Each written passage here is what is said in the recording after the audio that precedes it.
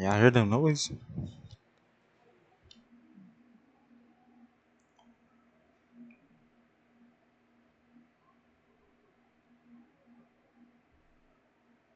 I heard them noise.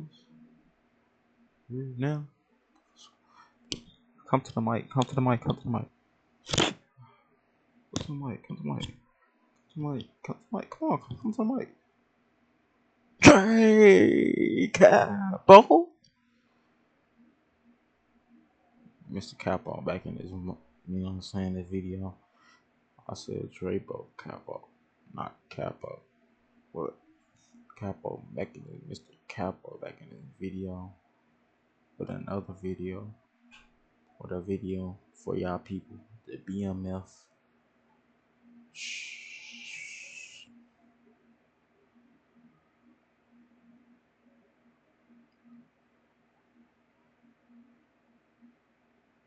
What we got here?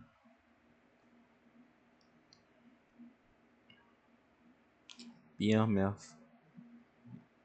documentary, the story of Black Mafia family. Big Meech. Disclaimer: not everything on this video is facts. It is based off on articles, tweets, Insta lives, and so on. Research has been made, but something are alleged, and some just rumors on the out on the streets. Enjoy, enjoy.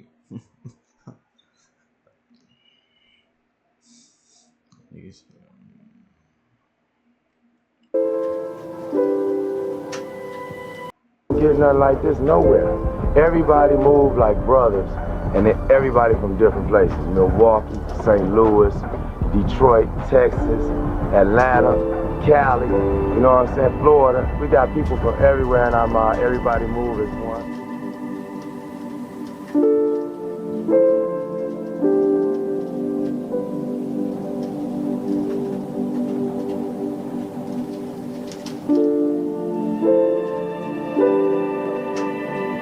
Everybody is prospering in some kind of way, in their own way.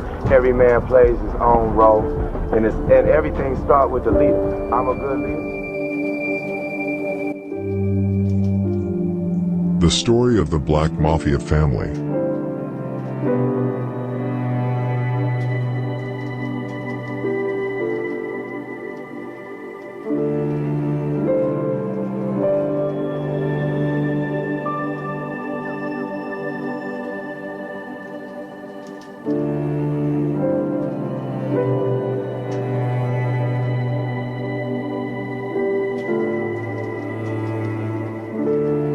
The Black Mafia family was a big drug trafficking and money laundering organization in the U.S. It was founded the year of 1989 by two brothers by the name of Demetrius Flannery, aka Big Meech, and his brother Terry, aka Southwest E, and was founded in Detroit.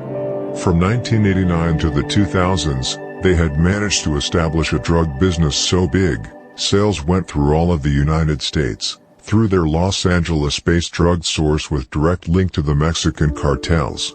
The BMF had two bases, with the first one being in Atlanta and run by Big Meech, and Southwest E running things in Los Angeles, who handled the shipments coming from Mexico to the States. To the public eye, the Black Mafia family was known as an entertainment company and used that as their front for the public eye, running a successful drug business from behind the scenes. Big Meech, in the early 2000s, decided to enter the music business as BMF Entertainment, as a front so that they could launder the drug money off cocaine, and to basically turn legitimate.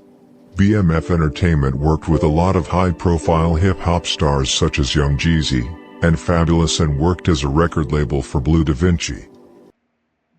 Man, it was a lot of record deals like this too, back in the days, man. I wasn't born. I was born on this time, like 1990s, but I was born in the thousands for sure. 2000s, not gonna say which year, but I was definitely born in 2000. I'm definitely above age.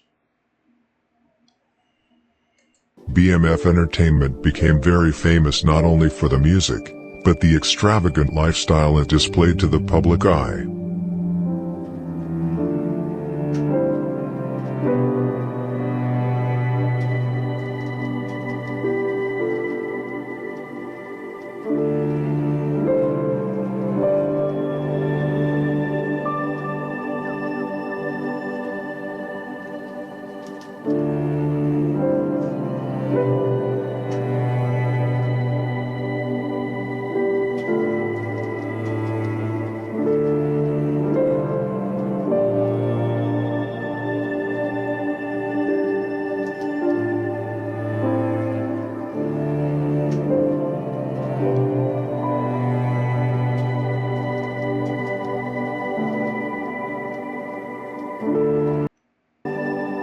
Big Meech is the older brother, born on June 21, 1968 in Cleveland, Ohio, and Terry the younger brother was born 4 years later, January 10, 1972 in Detroit, Michigan. They started selling cocaine during their high school years. In the late 1980s, they sold $50 bags in the streets of Detroit. During those years they got bigger and bigger, and by the 2000s, they had established a large organization overseeing a multi-kilogram cocaine distribution cells in multiple states. Let's go back. But to 2000s, you mean not and by the 2000s? No, you said this right here, right, bro? You gotta know how to type this shit. You gonna make a documentary on this shit, bro. During those years, they got bigger and bigger. And by the 2000s, but by 2000s, right? You would say bigger and bigger in by the 2000s. No, you would say during those years they got bigger and bigger, but by the 2000s they had established a. That's what you would say. You wouldn't say in by the 2000s. You would say but by the 2000s. Overseeing a multi-kilogram cocaine distribution cells in multiple states across the nation. Their cocaine business reached Alabama, California, Georgia, Kentucky, Louisiana, Michigan, Mississippi, Missouri, North Carolina, Ohio, and Tennessee.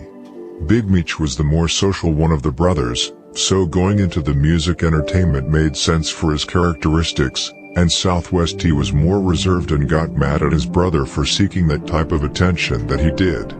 Other members of the BMF were Chad J. Bo Brown, Fleming Daniels, William D.O.C. Marshall, Wayne Joyner, Craig Petz, Benjamin Johnson, Eric Slim Bivens and Arnold AR-15 Boyd and many more.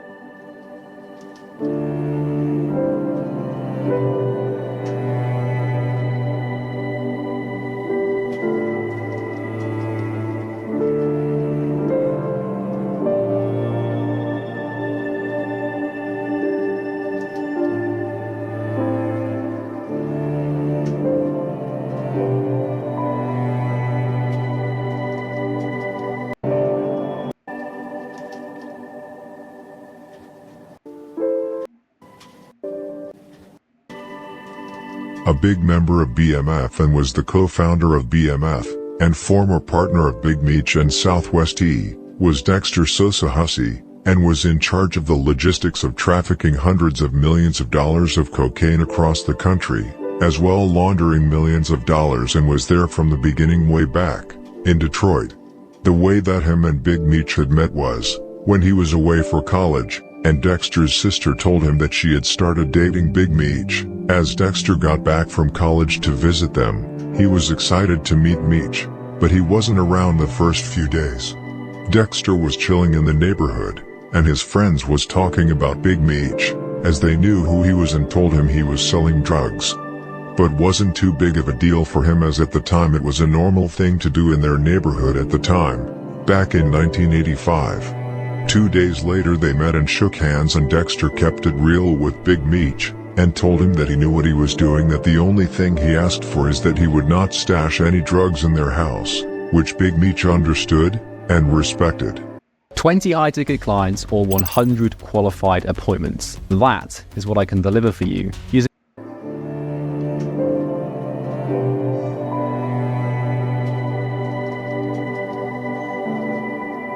One day as Meech and Dexter's sister went to a concert, Dexter was snooping around and found a bag with drugs in her room. He took that bag and went looking for him, but nobody could find him. Dexter just wanted to get rid of it and didn't know what to do, so he decided to sell the drugs instead. He sold it all that night, and went back home, and as Meech and Dexter's sister came home, she went to her room to get the bag, and couldn't find it, so she asked Dexter, and told her if Meech wanted his things, that he himself should come ask for it.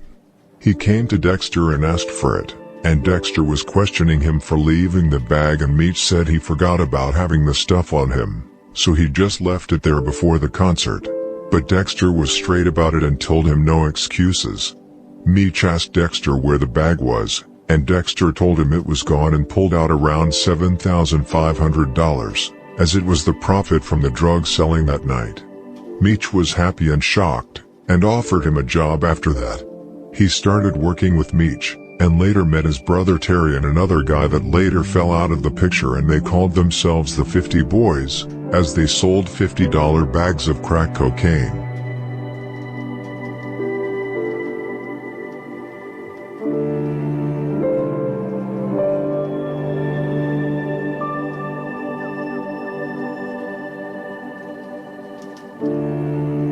Chad Brown was also known as J-Bo, and was the underboss of BMF, with J-Bo standing for Junior Boss. Brown was the Flannery brothers' point man for all the drug distribution routes.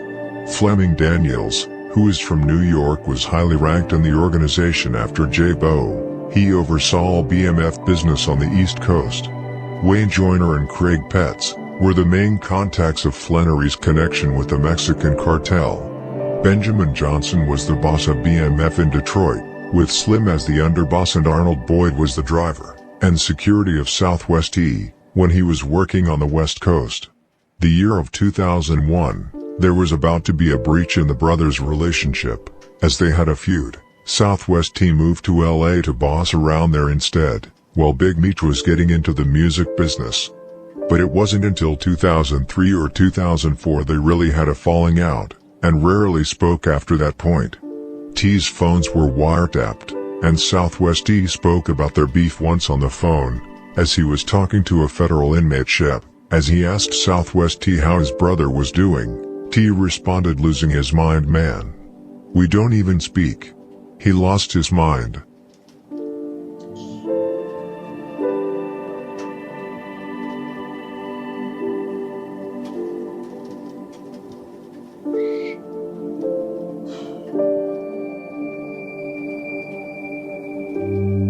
In another phone call where Let me see it.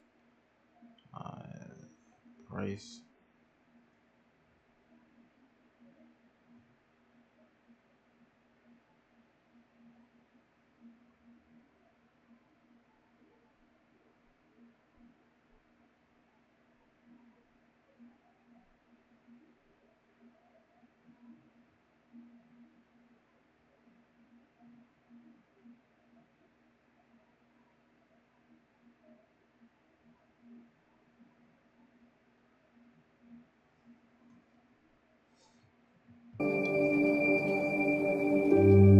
In another phone call where he talked about Big Meech, he was saying SHT, that crazy mother F, running around over there. He mad at me. He letting them mother F, put that SHT in his head. He don't even know why he is mad. Southwest T was worried that Big Meech was bringing a lot of unnecessary attention to them and their business. They barely talked after their fallout, and mostly stuck to their own side of the business. In Big Meech and Southwest D's relationship, they were always in competition, or more like Southwest D always competing with his older brother. They would often argue that would lead up to fist fights. They balanced each other out, and listened to each other as well, or they would never have gotten so far. But sometimes they would argue and things would get so out of hand. When they were in LA together, that was the beginning of the end of their relationship with one another. They later went on a trip to Morocco with Puffy, and that is the trip where they had really fallen out. What was said and done is unknown. As for BMF Entertainment, the promotion and record label that Big Meech established became very big at the time. The Flannery brothers were already associated with high-profile hip-hop icons during the beginning of the music business journey, such as T.I., Jay-Z, Shawty Lo, and so on. The purpose of the BMF Entertainment was to use the business as a front for money laundering, as they had made a lot of money off of cocaine, and needed to launder it to make their money more accessible and legitimate. Big Meech basically wanted to go legit, and make some more money off the music business as well, and create a legal source of income, and it was at this time they formally came with the Black Mafia family name. BMF became very successful, and Blue Da Vinci's album, World as BMF's, was nominated for a Source Award, which was a huge deal at the time for R&B and hip-hop music. BMF was ruling the nation's wholesale cocaine trade in the late 90s and early 2000s. BMF successfully became the most prolific and culturally significant urban drug trafficking network in American history. It was estimated that the multi-state organization cleared about $300 million in illicit profit.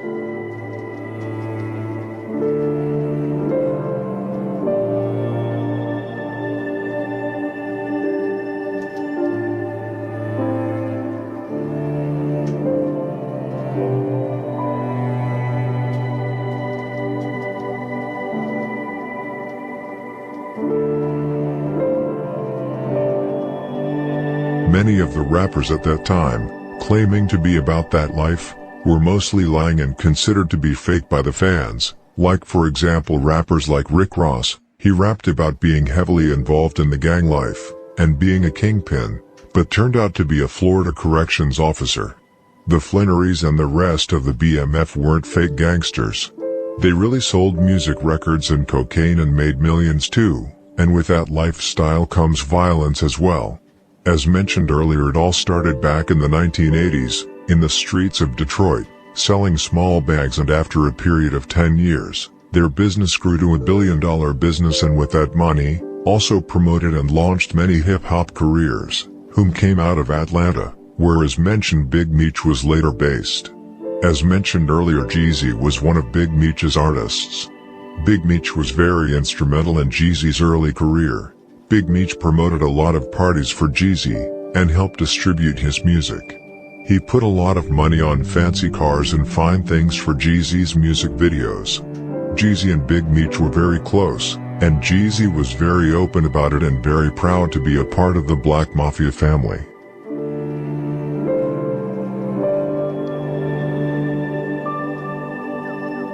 Come on, man. Why you had to put that photo on Rick Ross? Rick Ross, the man. He was really rapping that rap. Girl. He ain't blew up till he was like 30 years old. That's kind of crazy, bro. That's crazy that he blew up at 30 years old rapping. You know, he started rapping like at 30 years old and blew up at like 30 years old. Like, you know, look at him now. He big boss status now, man. Yeah, he like in his 50s, 40s right now. He big boss status, bro. Really. Turn out the best for him, right? I mean, Jeezy's still out too, so Jeezy's doing his thing too.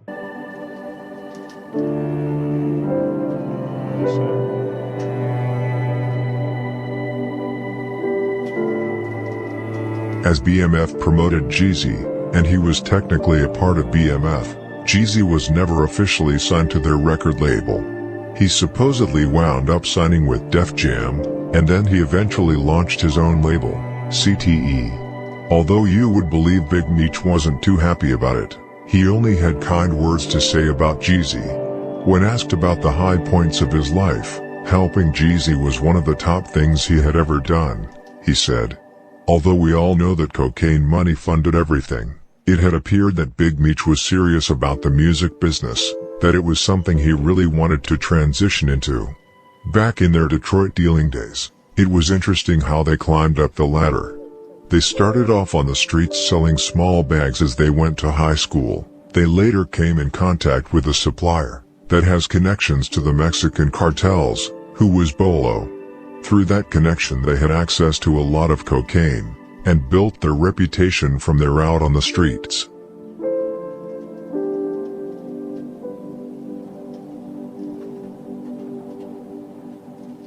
When it comes to getting to market in a more quick manner, Popular Pace helps us move quickly and efficiently. Bolo was a Cuban guy that BMF had gotten to connect with, who had connections with the Mexican cartels and had a big reputation in Mexico according to Sosa. Although he was a big guy, his wife was allegedly the real man behind the scenes. He was later locked up in Wayne County, ready to go to trial for his crimes. His wife paid some of the guards in there and released him off the back door of the jail. As he was fleeing, he went to Mexico, and through Bolo, BMF sold half the cocaine that was distributed in Detroit at the time. After Bolo fled to Mexico, Sosa and Meech went to Mexico through Arizona and went to a town named Caborca and stayed there for 6 months, and later got their serious connections in Mexico. After that they went to Texas and met with a guy by the name of Mondo, and they had connections in Mexico as well and had a lot of businesses to handle in Texas, as there were a lot of drugs moving into Texas. After that they moved to Gardenia and worked with Wheezy when they were there. Wheezy had a Fed case at the time and didn't want to work with them at first because of it, but eventually linked with them. He and Meech met with a guy who was selling weed, and the guy Wheezy as Lil Wayne.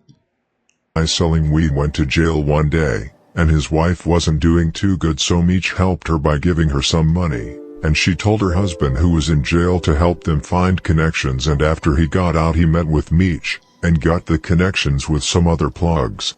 It was in Gardena the Black Mafia family came about as well, and their motto was death before dishonor. They were really like a family.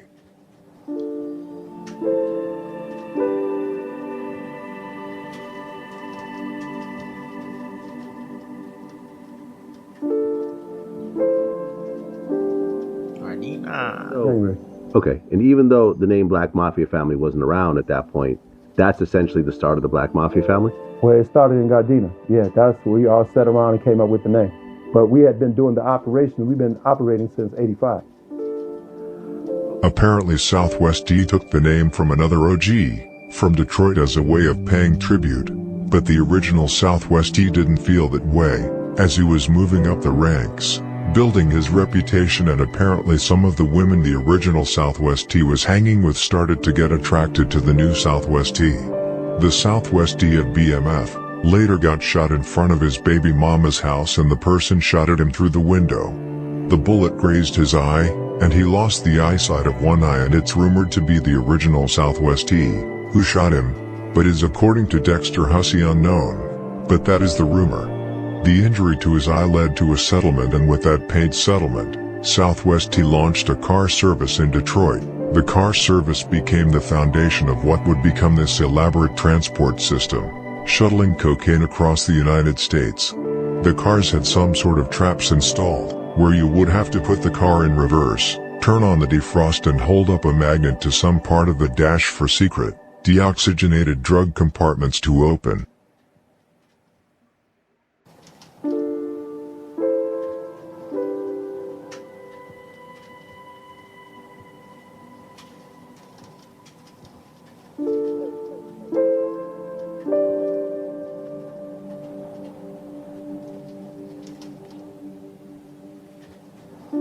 The Southwest T that we know of ended up getting shot? Yeah, in front of his children's mom's house around the corner over on 9th Street. Yeah, he got shot by somebody. Came up and shot him through the window. He had a 190. He shot him through the window with a small caliber gun, and that's what happened to his eye.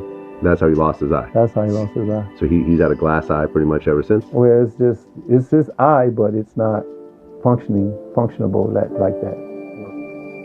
Although Southwest T later moved to LA, he stayed in Atlanta for a bit before, but he went to LA as he wanted to stay on top of the money and be closer to the connections in Mexico. They had a property called the White House that they had shared prior, but Southwest T took over that property that had a drug lab. The property also had a stash house, where they stashed about 100 kilos of cocaine, ready to be distributed. As for Big Meech, he fell in love with Atlanta, and moved there in the early 90s. According to the authorities, all the coke that was distributed to Atlanta was from BMF at some point.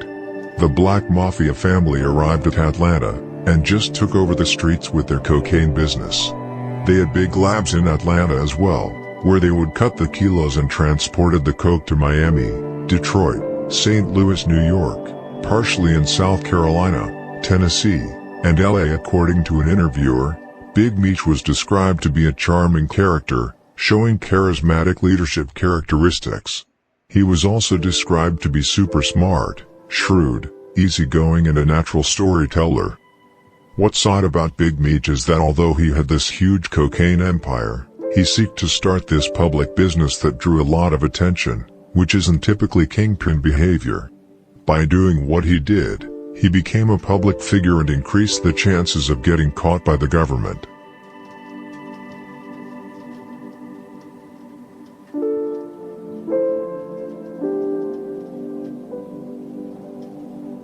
The only other kingpin that showed this kind of behavior was Pablo Escobar, trying to candidate for president.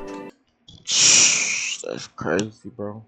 It was either an ego thing or Big Meech felt like that was the only way for him to transition into being a legitimate businessman. He said that he thought he had created a situation where he couldn't get busted. To him, it was like, if I don't talk on the phone and if I don't surround myself with people who are willing to turn on me. He thought he had made himself super insulated to the point that he could flaunt it a little bit. And it was sort of a matter of timing. The timing was obviously off.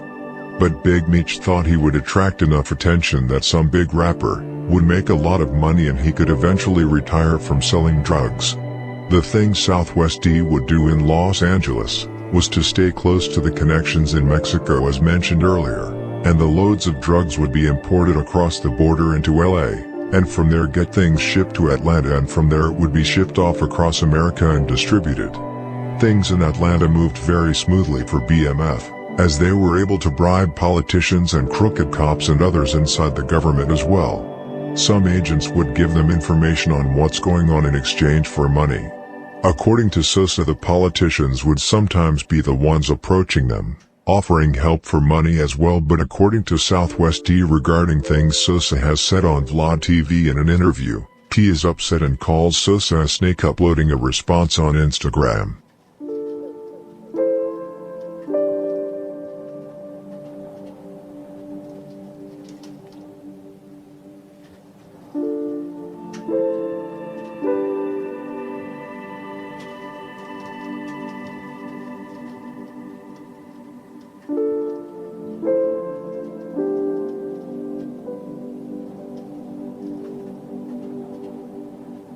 As for the lifestyle Meech and the BMF had was a special one, but that lifestyle wasn't always just glory and money and fancy cars. Violence and bumps came along the road.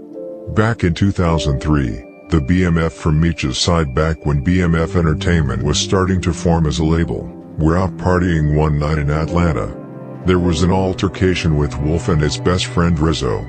Wolf was previously Puffy's bodyguard, and was rumored to have killed Suge Knight's best friend Big Jake, back in 1995. So as mentioned earlier, BMF was out partying that night and Wolf came to the club, upset as he was apparently dating this one girl that was hanging with BMF at night.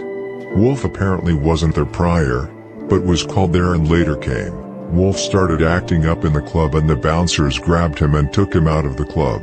Apparently Big Meech and the others were calm and tried to calm him down. Later that night Big Meech and some others came outside, and as they were outside the club, they saw Wolf and Rizzo by Big Meech's car, leaning on it. Wolf and Rizzo later pulled out guns and started firing at them. Big Meech got shot in the butt, and Bulls was hit in the back of the leg. He really be like boys be really like stupid. Like any dude who ready to crash out over a girl, it must be lonely and stupid. It must go through something in life. It must been through something in life. Which like a girl that probably rejecting them so bad, so they feel like they can't get nobody else. So they gotta figure out they gotta crash out with a girl. I would never crash out on no girl, bro. I don't care, bro. Like when I get to my highest point, when I'm getting successful, bro, ain't no highest point I can get to. I know I'm gonna keep getting higher. I'm successful and wealthy and like rich, I'm never tripping off no girl, bro. You know what I'm saying? I don't get how people get rich and tripping off girls. How they get money and trip off girls, bro. I would never trip off a girl, bro. I don't care what it is, bro. I'll never trip off a girl. Don't do what you gotta do. Leave, bro. I'm never finna fight or kill somebody over a girl, bro. Like, I get like beating on my sister. I'm gonna beat y'all. I'm gonna do what I gotta do. But for other girl that's cheating, you want making for like a runner, I'm never doing that over a girl, bro. Like, bro, you can have that. You know what I'm saying? You can really have that. Like, I'm never doing that over a girl, bro. You know what I'm saying? I'm never doing that over a girl. It's not worth it, bro. What is worth it about it? Nothing. My point exactly. Someone at the spot returned fire at Wolf and Rizzo, resulting in their deaths.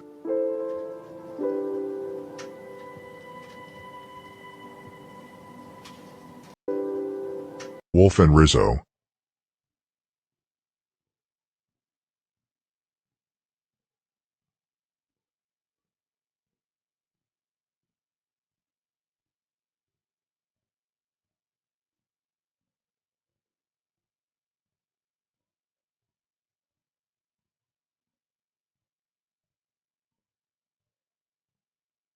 Resulting in their death.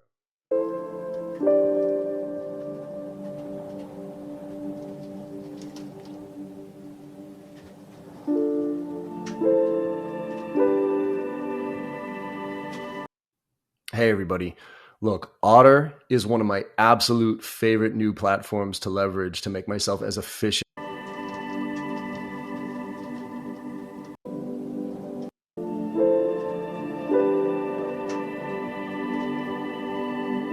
Big Meech was on an interrogation and asked if he wanted an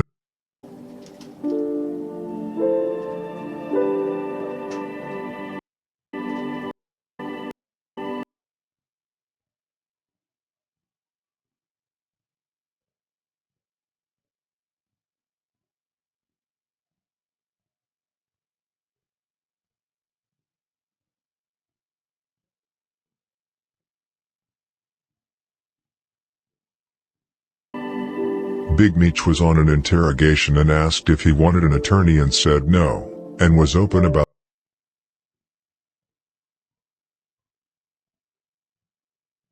the incident as he was a victim that night. If he wouldn't have done that and asked for an attorney, they would have targeted him for double homicide.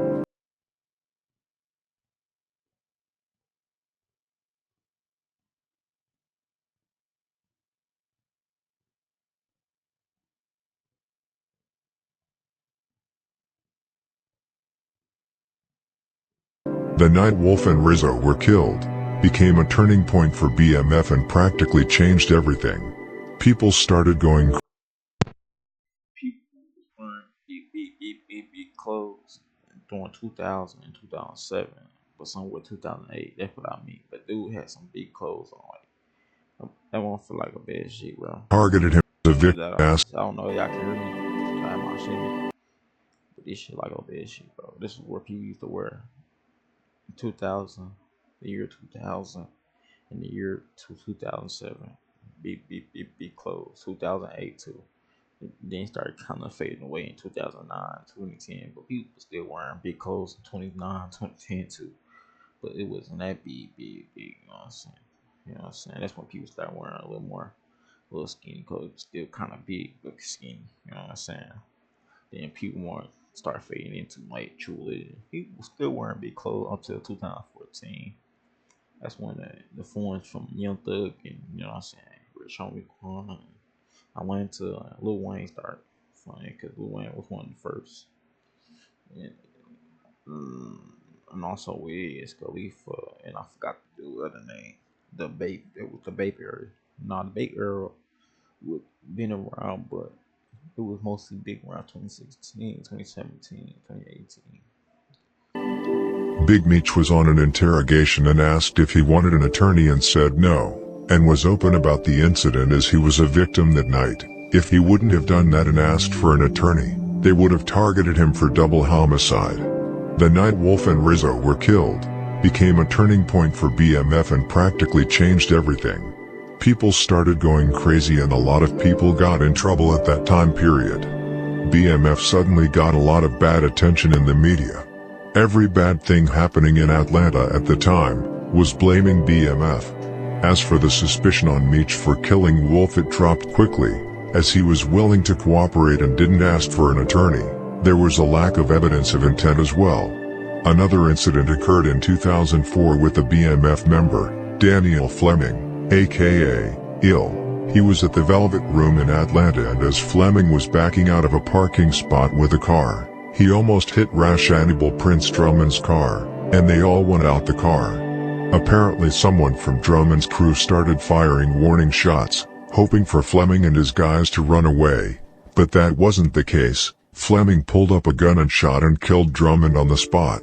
Right after the killing of Wolf, another killing happened that was blamed on BMF, and it is unknown if it was BMF, but at this point everything was pointing to BMF regardless.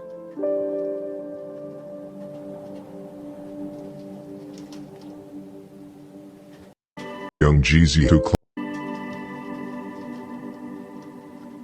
As for Young Jeezy, who claimed BMF at times, but later signed with Def Jam, was a good friend to Big Meech and still was, although he never signed with BMF officially. His career was taking off and things were looking promising for the rapper. In 2005, Young Jeezy released a song with Gucci Mane called So I See.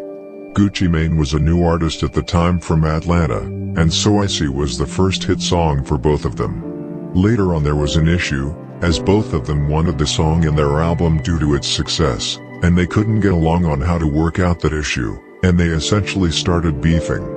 Both of them are one of the key rappers that started the trap music, and ever since that first hit they made together has beefed for a very long time. Shortly after they started beefing around May of 2005, Jeezy released a diss on Stay Strapped, and also issued a $10,000 bounty for Gucci's chain. That same month Gucci released a response in round 1, saying Jeezy is a snake and all.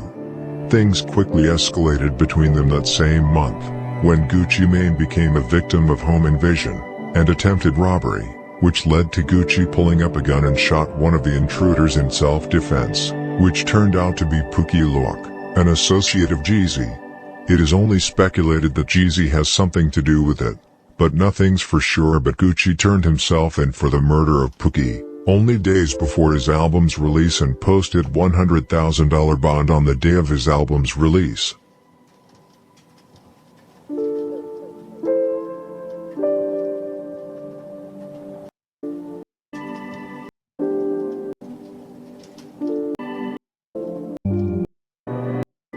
Innocence during a phone interview from jail, stating, "I just wanted to let everyone know, I'm not a murderer.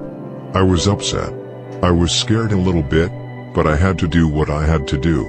You gotta be a man about it. I'm not a bad person. I have remorse for everything that happened."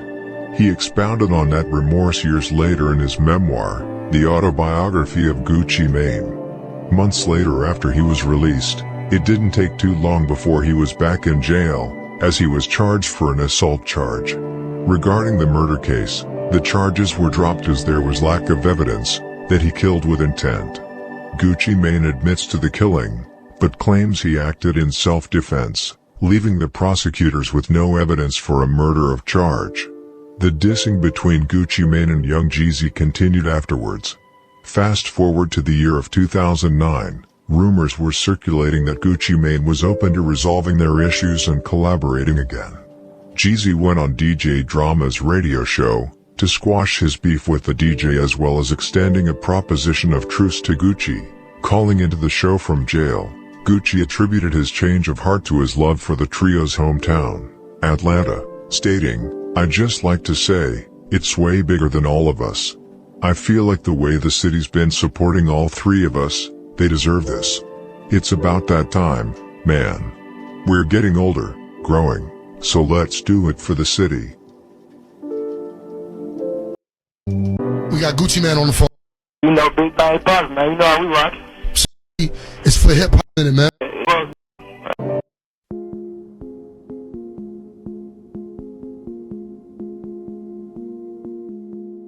Hi, this is Jake from Optry. Optry is a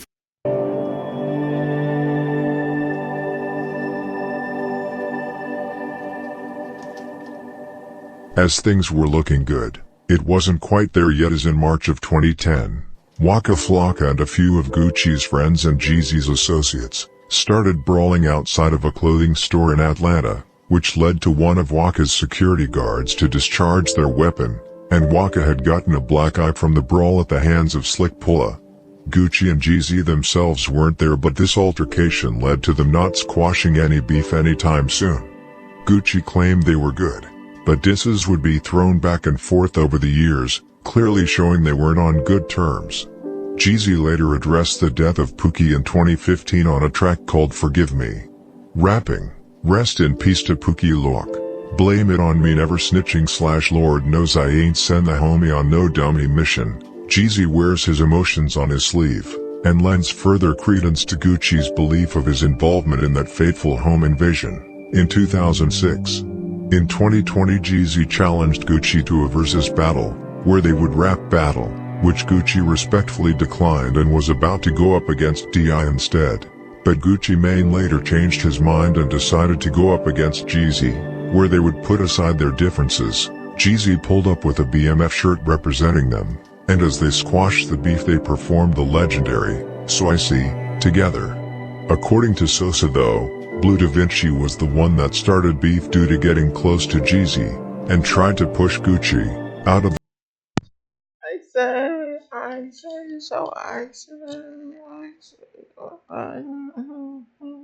the picture and sent Pookie, but that is unknown and is just Sosa's speculation, and as Zab Judah said, that's mafia business, so we'll never know.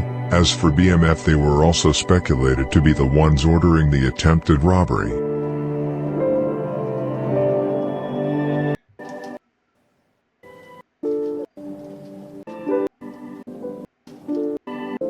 That, from your perspective, suspect Black. I will say that Happening somehow pointed people to suspect BMF, which was bad for business, cause things were getting out of hand, which makes you question if putting the BMF name out there was a smart idea to begin with. But this was the out plan for BMF. This was the way they would transition from the drug business into being legitimate businessmen.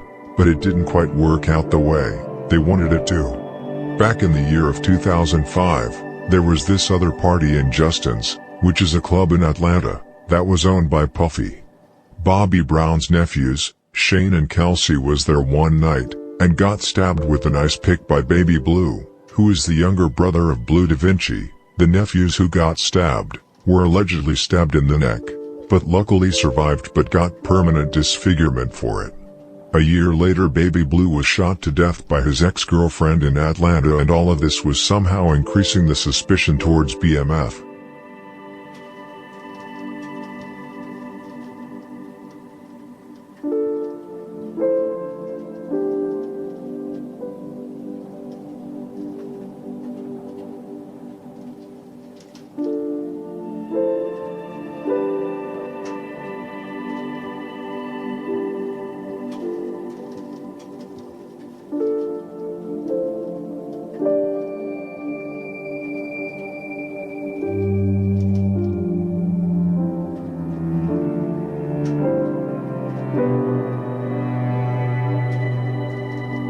At one point Big Meech went to have a meeting with FBI agents and brought Sosa with him that time, and the meeting took place in Georgia.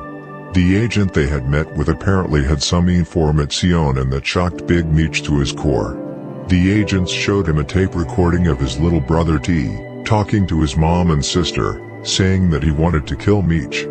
Big Meech was shocked to hear that even though they had their issues, that he would ever say something like that, or things had gotten so bad between them. Because he loved his brother regardless of their differences. It had turned out that the authorities had 5 months of wiretaps on Southwest E, where he talked about how Big Meech should stop being so flashy, or something would happen. He also talked about paying someone to do something about it, but didn't directly say kill at that point. The fact that there was wiretap on Terry was only indicating that things were gonna get worse for him. There were a lot of people willing to turn on Terry, and T talked about a lot of business dealings on the phone and the evidence stacked up against him.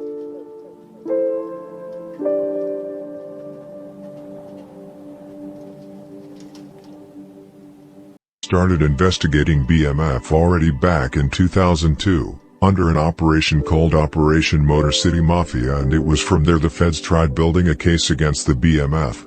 Apparently at one point a local crack dealer in Atlanta, by the name of DeCarlo Hoskins, who had BMF as his supplier, and the phone of DeCarlo was wiretapped, the agents listened to his phone calls. In one of those phone calls DeCarlo had a complaint from a customer. DeCarlo got some bad stuff from his supplier.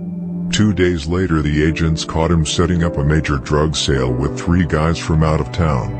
As this drug sale was about to go down, the location was dropped, and the feds were ready. After the sale, DeCarlos drove off and the police followed. DeCarlos was later pulled over, and as the police approached the car and searched it, they found 10 kilos of cocaine, and from the looks of the wrapping it was professionally done. Probably cut once or twice only since landing in the States. This was an indication that the feds were closer to BMF than they first imagined. 2 guys that supplied DeCarlos from BMF were Omari McCree and Jeffrey Lear.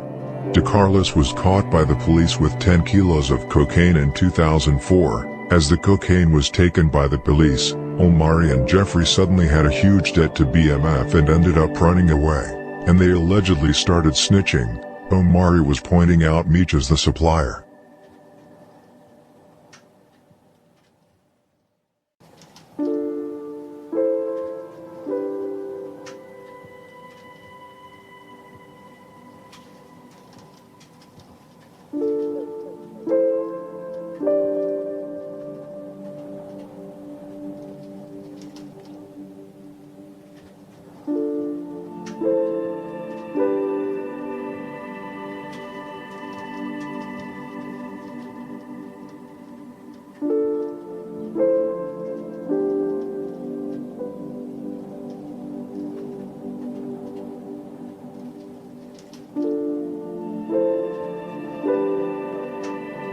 A star witness that the feds later retrieved was a man by the name of William Doc Marshall.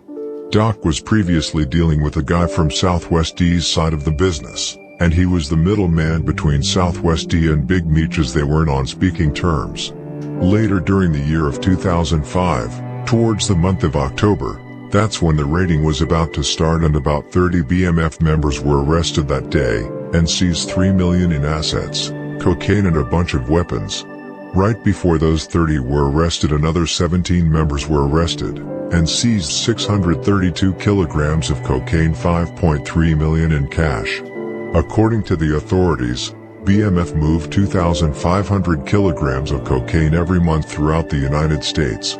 Southwest T was one of the first ones to get arrested in St. Louis. As he was arrested, they found some weed, but found some weapons and 12 phones as well. At that point, after Southwest T got arrested, Big Meech decided to go back home to Detroit, setting things in order, as he knew and most of them knew the feds were coming. They partied in the local area and went to meet up with some old friends, and so on, and had the so-called Last Supper. After that, Meech went back to Atlanta, when he knew he shouldn't. Things were about to get rowdy, but the Mexican cartels found out about what was going on, and they offered Meech to hide him under their roof, and Sosa was ready to bring Meech down in Mexico. Meech had a chance to leave and escape, but refused, as he wasn't willing to leave his family behind because he knew if he left he would never come back. As Sosa told him not to go to Atlanta, he still did, but was thrown out of there as he wasn't wanted there, so he went to Frisco, Texas, but was arrested there. Even though Meech was arrested, the feds never actually had anything on him to begin with. As for evidence, it was all Southwest D due to the wiretaps. Due to them being brothers, Meech was dragged in, but they didn't know that they weren't initially working together until later on. Apparently the father of the brothers were indicted as well for taking money and using it to fix up the house, and used unreported money. The brothers ended up with no bond and were stuck in jail until further notice. After that, things got even crazier. The feds indicted 263 members, and there was an estimate of 25,000 people associated with BMF. The famous Jacob the jeweler got arrested as well for laundering money in his jewelry business. He wasn't registering high-value purchases that were paid with cash. And like the vault is free. I gain more value out of the vault than like this freaking $4,800 program I've bought.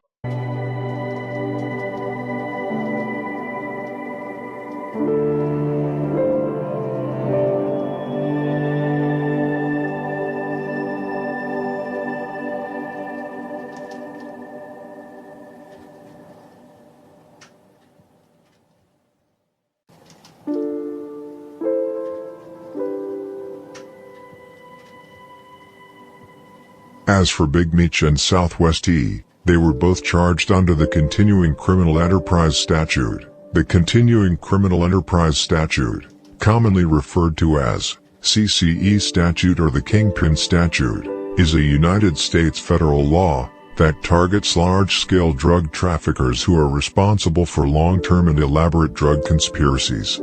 Unlike the RICO Act, which covers a wide range of organized crime enterprises, the CCE statute covers only major narcotics organizations.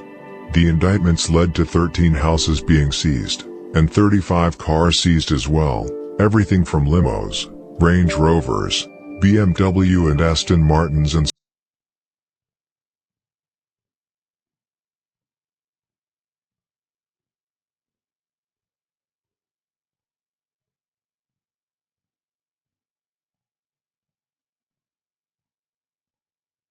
so on, adding up to the value of millions and millions of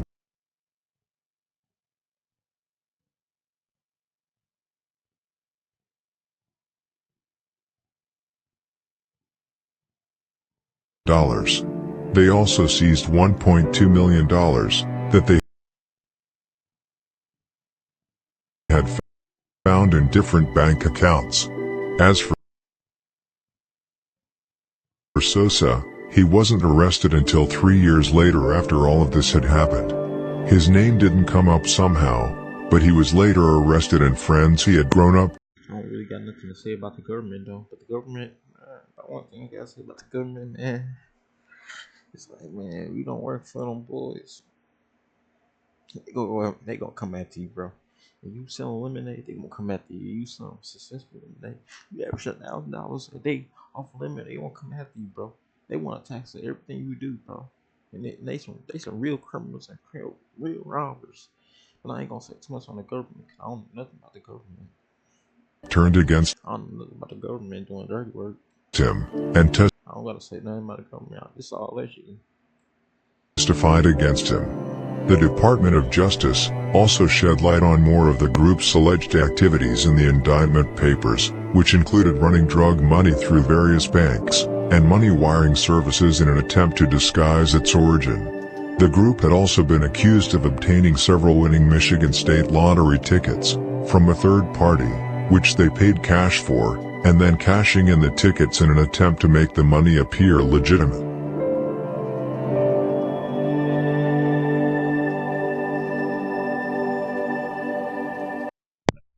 That's smart, bro. I ain't gonna say that's smart.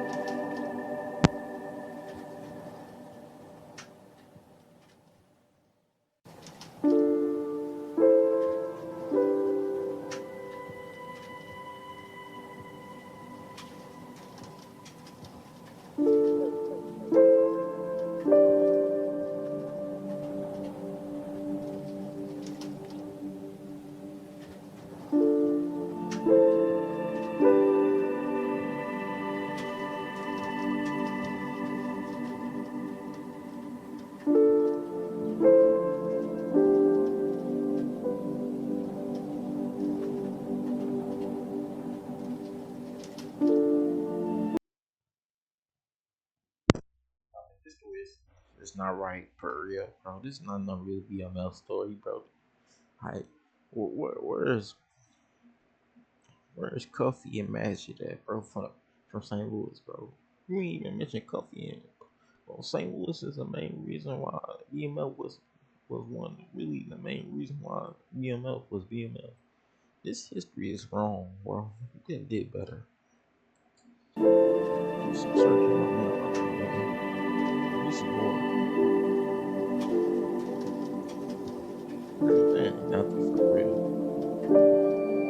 Attorney for the United States District Court for the Northern District of Georgia, unveiled an indictment of 16 more members of the Black Mafia family. The indictment charged all defendants with participating in the nationwide cocaine distribution conspiracy, which carries a penalty of between 10 years and life in prison, and up to a $4 million fine. I thought Big Meech got indicted. Bro, Big Meech got indicted in 2008. He got arrested in 2008. Not 2006, 2007. Got arrested in 2008. On July 26th, they was still arresting dudes from St. Louis and other places in 2009 too. That same year, the government unsealed indictments charging another 16 BMF members in Atlanta with conspiracy to distribute cocaine.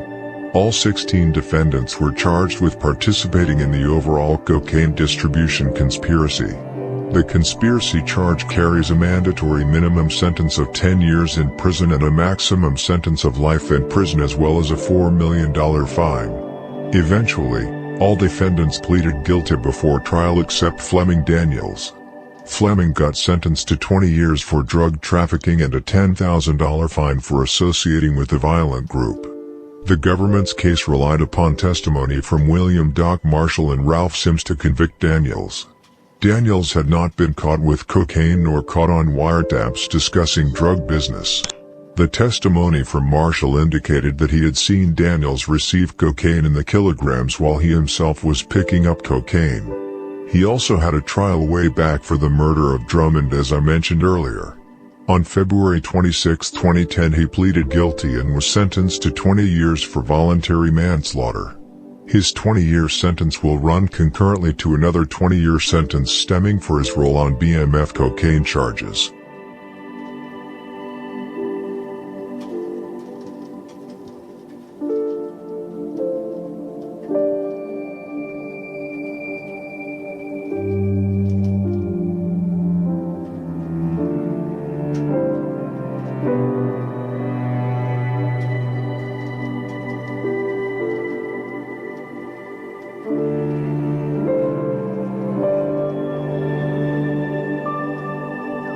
Blue Da Vinci was sentenced on October 30, 2008, to 5 years and 4 months in federal prison. Blue claimed Meech presented himself as being involved in the music industry, and it was not until much later that he led him into the cocaine side of the business. Blue stated at sentencing that when he first met Big Meech, he did not show him the other side of his world, in reference to the cocaine trafficking. Blue was released in 2011 and returned to his music career. He and his younger brother Calico Jones began the BMF tour. Calico Jones, who had started Swish Gang and joined with Da Vinci to establish a BMF Swish Gang. Jones, who was known to have played a role in Soulja Boy's label SODMG, and gang ties to Long Beach, California's Rollin' 20s Crips, began making music under the BMF Entertainment umbrella. The last remaining suspect, Vernon Marcus Coleman, was arrested on July 17, 2009. What I say, 2009? They was making arrests till 2009. In Atlanta, he was indicted in 2007 for possession with intent to distribute cocaine. As of 2015, all 150 indicted members of BMF have been arrested. However, stuff is all messed up. This supposed to say 2009, bro. However, the total number of BMF members exceeded well over 150. The federal government believes the 150 they have indicted and arrested account for the command and control structure, as well as other key figures in the organization, such as distributors, stash house operators, and transporters.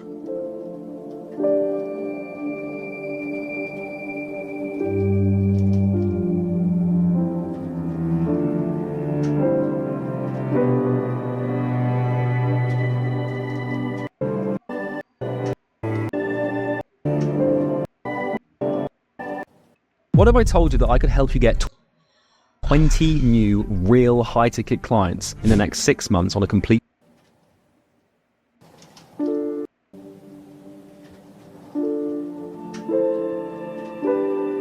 Three years after the indictment, the Flannery brothers were about to go to trial, Meech had tried to split his case from his brother's conspiracy, but failed. If the jury hadn't been there listening to all the evidence pile up against Terry, Meech might have had an easier time beating some of the charges. But since it didn't, it seemed like it was over for him at that point.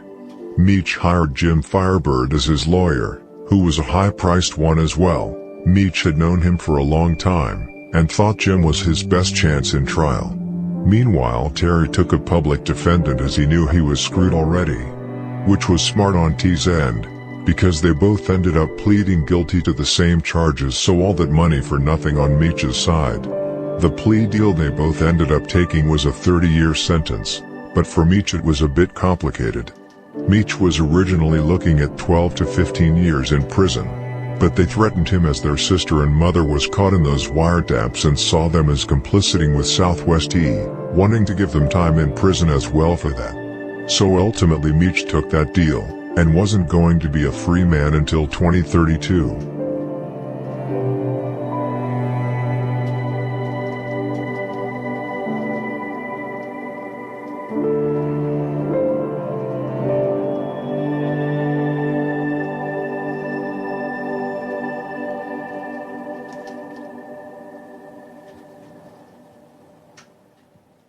Yeah, you can call Sauce now while yours restricted. That way, later on when I get ready to talk to her some more, if I run out of her phone calls, I could talk on yours. But right now, yours restricted. Yeah, I just took care of it. Huh? Say what now? Sauce Money. Yo, who that? This dude, nigga. I can't hear you. Man, this dude, man, you know I'm on the speakerphone, that's why. Sosa represented himself in his case, and tried to do whatever he could to get the minimum sentence, ultimately getting sentenced to 12 years for trafficking and laundering. In October of 2008, Blue Da Vinci got sentenced to 5 years and 4 months in federal prison, for conspiracy to distribute cocaine. According to Blue, Meech never presented that side of the business to him in the beginning and only presented himself as BMF Entertainment and didn't show the cocaine side of it until much later and got released in 2011 as I mentioned earlier. But Sosa claims otherwise in an interview with Vlad TV. He claims he knew all along, and was in on it from the beginning. It is also alleged that Blue Da Vinci cooperated with the feds, and that his lawyer said that Blue was optimistic to help with the cases, if there was anything he could do. As for BMF, things were basically over from this point, but even a little while after the incarceration of BMF, things still kept going for a while but eventually were shut down by the feds. Everything was taken and BMF members were arrested in multiple states. That Blue, he knew, he lying. You know, that's the reason why he came over, because it was a free meal. Well, did Blue Da Vinci cooperate or no? Yeah, he cooperated. I mean, I didn't say it. It was in Miss Martin. 2020, due to the COVID-19 pandemic, for health reasons, and will serve the remainder of his sentence in house arrest. 50 Cent took it to Instagram as T was released, and posted Black Mafia boss Southwest T is out. Take your time getting to the bank. No hurry, just have what you owe him by Monday. 50 Cent has been promoting an 8-episode series on the Black Mafia family he has written for Stars. It will tell the story of two brothers from Detroit who built a drug empire, then tried to turn it into a legitimate hip-hop business, promoting stars such as Young Jeezy. It all came crashing down when they were convicted of running a criminal enterprise that made more than $270 million, which premiered this September of 2021. Another reason for releasing Terry was COVID-19 has, according to federal prison data, killed at least 224 inmates and staff, and infected almost 53,000 people, so they decided to get him out of there.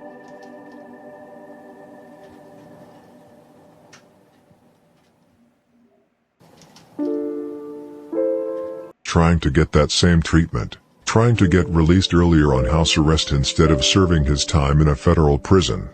According to prosecutors, Meech doesn't deserve that same treatment because Meech has a checkered disciplinary record. He has spent time in solitary confinement, illegally possessed a cell phone and a small piece of a razor blade while in prison and has used intoxicants, according to court records. Big Meech argued that he is susceptible to COVID-19 due to his age and health problems, including hypertension and heart trouble. He is a brilliant and gentle father who is ready to come home and do right by his family and community, his lawyer said. But for the time being, his release was denied until further notice. Two brothers coming off the streets of Detroit, starting off as these two local drug dealers, but this you know what I'm saying? You get.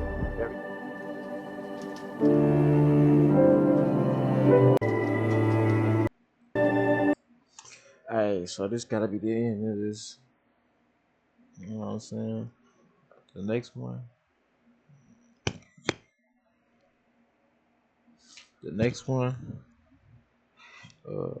gotta be the end. So the next one I'm gonna react to, somebody requested me, is the Gang Disciples, completed by the Larry Hoover, Growth and Development.